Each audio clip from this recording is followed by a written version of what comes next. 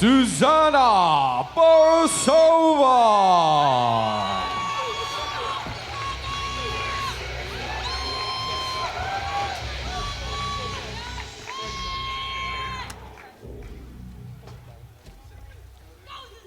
Please welcome to the red corner from East London, Maggie Hajduk.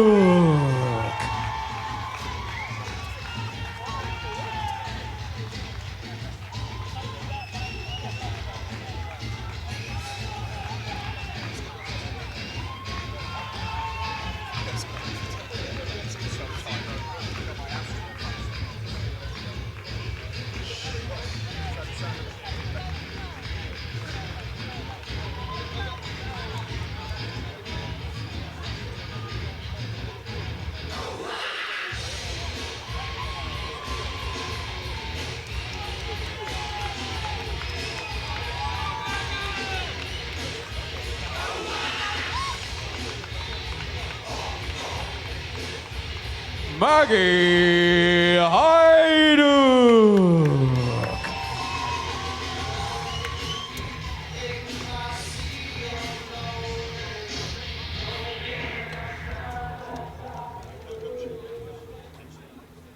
Ladies and gentlemen, this C-Class Muay Thai rules bout will take place in the minus 50 kilogram division and will be contested over 5 1.5-minute rounds. Introducing to you, firstly, fighting out of the blue corner, representing Team Q Gym in central London, it's Zuzana Borosova.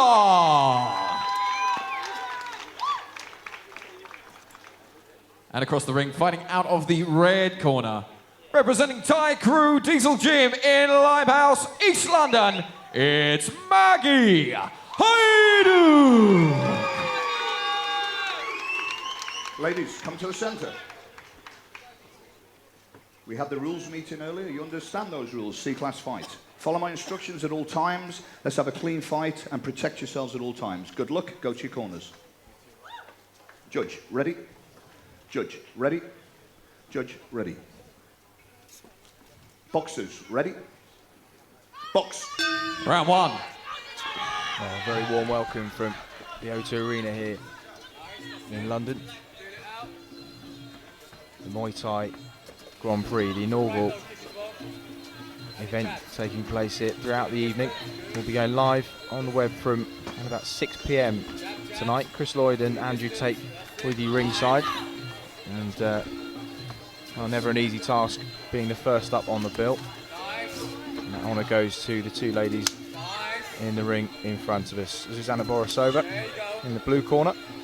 Maggie Hajduk, the hometown fighter, boxing out of the red corner. And Andrew, this one, C-Class rules, 5 1.5-minute rounds. Just a brief overview as to what those class segregations mean. Yeah, in Thai boxing, there's different classes. There's A, B, and C, and that's basically the different weapons you're allowed to use.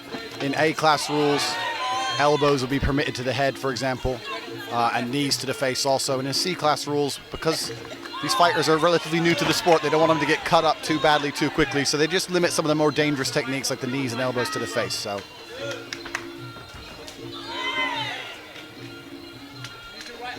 nobody wants to start their career with 25 stitches in the face. We can all end our careers that way, but not necessarily a good start.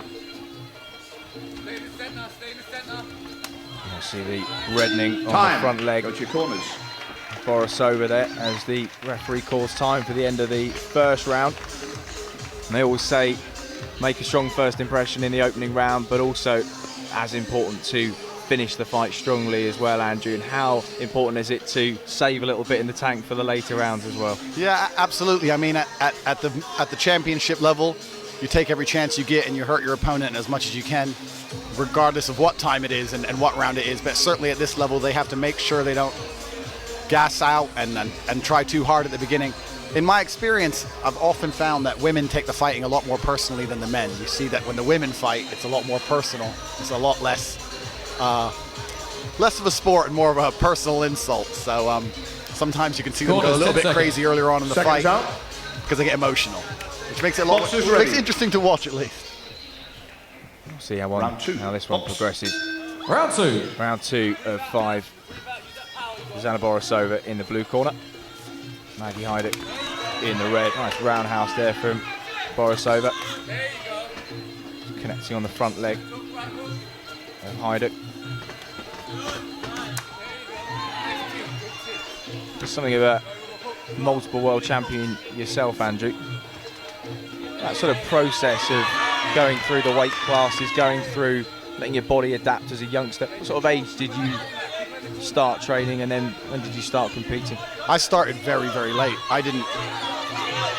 She's in the corner here. I didn't start until the age of 16, so I was quite late when I started, and my weight, although it increased, it didn't go up too much. I didn't have too many amateur fights either. I was thrown in the deep end and managed to swim.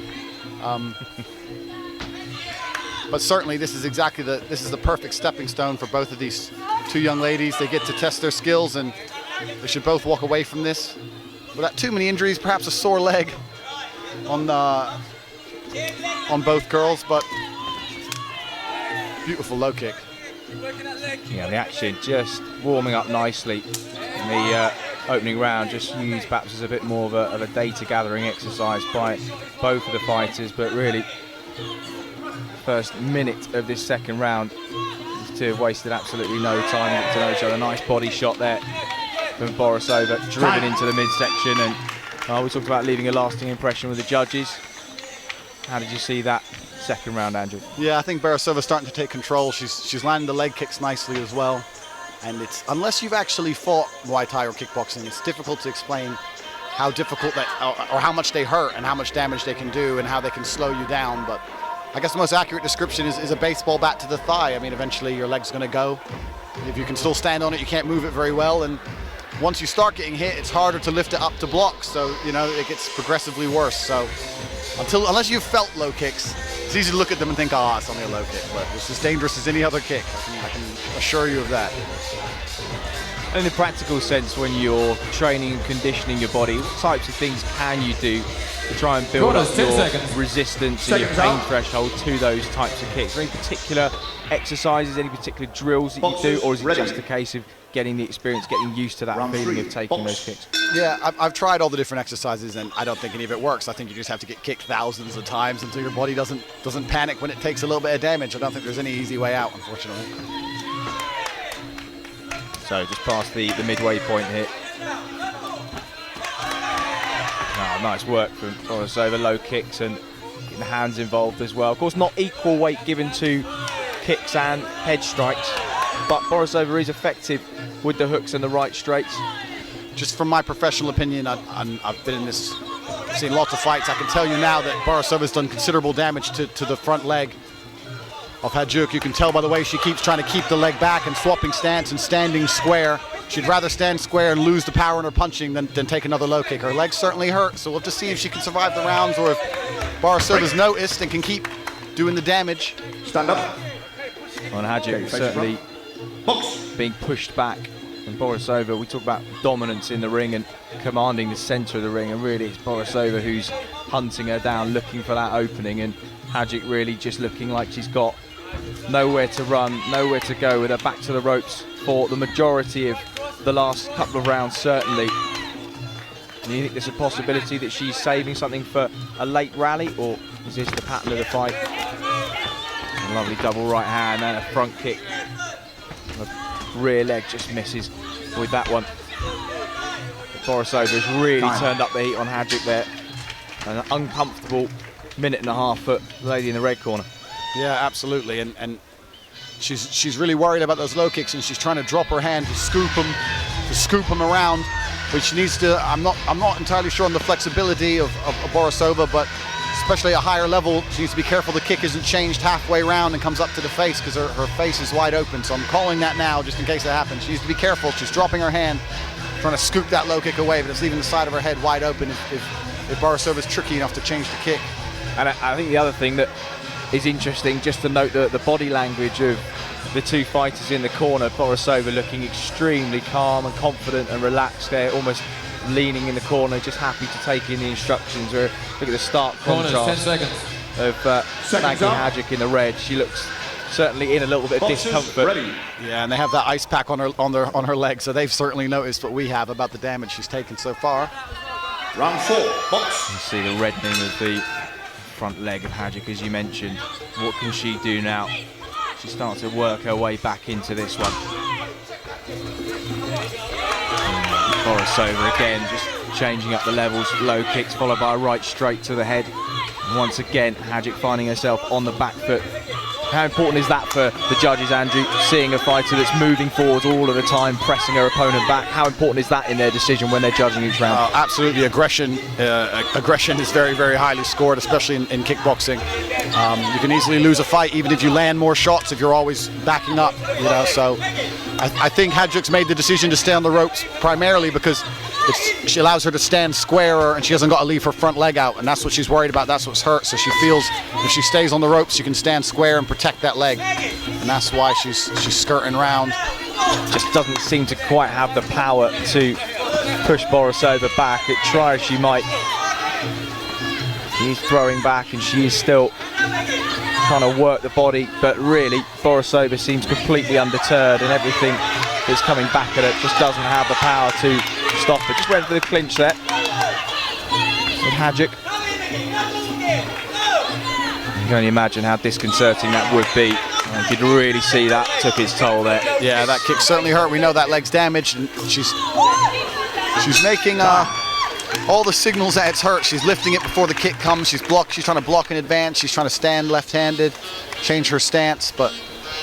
And that's the thing that's so dangerous about low kicks, is that especially at a high level, they're almost impossible to stop. Once you make that mistake and your opponent knows he's hurt you, you can easily get hurt badly, you know, by swapping stances or by trying to lift it in advance. It's a big mistake you can make there. So.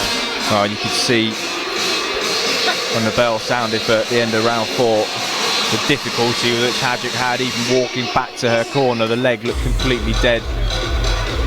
And that, as you say, is going to make movement very, very difficult, and she may well find herself static for the remaining minute and a half. So, well, barring a miracle, I think Zuzana Borosova will be feeling extremely confident going into this final round. Yeah, absolutely. She looks like she has plenty left in the tank, and she's certainly ahead. So, as long as she doesn't run into anything silly, she should be fine.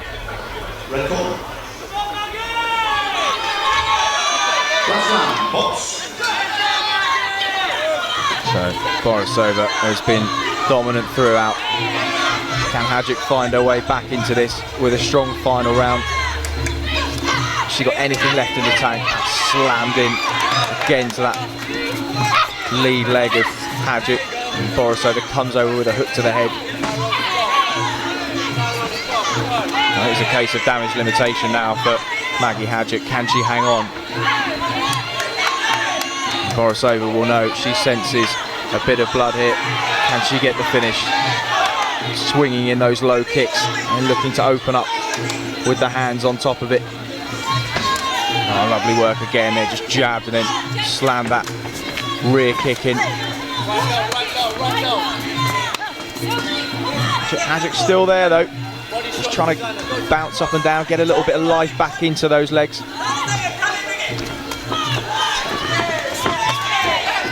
And we really are right next to the action in the corner, and you can just feel the impact of those kicks as they get slammed in. And one thing you can say about Maggie Hajduk, she's shown extreme durability throughout this. Yeah, absolutely. She's not giving up easy. She's still throwing back, but... What do you learn from something like this? Because really it has been one-way traffic. You've seen the last 5 rounds. Can Hajduk take anything away from this, or is it very hard in this sort of situation? You just got to go and regroup and... Yeah, I mean, I think she learned a lot about herself, and she certainly learned a little bit about the pain you can feel in the ring. It's all about experience, especially with this sport, and it doesn't matter how good you are and how much you train in the gym. You have to go through the hard times before you can apply certain things in the ring, and you know, she probably learned the lesson that no matter how hurt the leg is, you can't just, you know, skirt around the outside and expect to win the fight. So you have to, she's limping now, you can see, but there are other ways to negate the damage you can take to the leg, and especially at a high level, one way or another, you have to hold the center of the ring and you have to fight back. You've got to make sure you're always in a position to do damage, because with your legs square up against the rope, it's going to be very hard to score a knockout or genuinely stop your opponent from coming forward. So So we will go to the judges' scorecards for what really we think is a foregone conclusion for this opening fight of the night. Lots and lots to look forward to this evening. A 66 kilo 4-man tournament. Charlie Peters, Ben Lucas, Alex Bublé and Kuhn Bank will be fighting that £2,000 guaranteed prize and the world title shot in Las Vegas in January. All that to come here at the O2 Ladies and gentlemen, can we in get a London. big round of applause for both these ladies after 5 entertaining show opening rounds. And after those 5 rounds of action, your judges have reached a unanimous decision. All in favour of your winner. Fighting out of the blue corner, Zuzana Borosova. Well, certainly one thing Maggie Hajduk will have earned is Zuzana Borosova's respect in there, but she was a worthy winner. So Zuzana Borosova, the first victor on points this evening. Some 24, 25 bouts to go. Absolutely stacked bill tonight. We'll be here into the early hours, I suspect.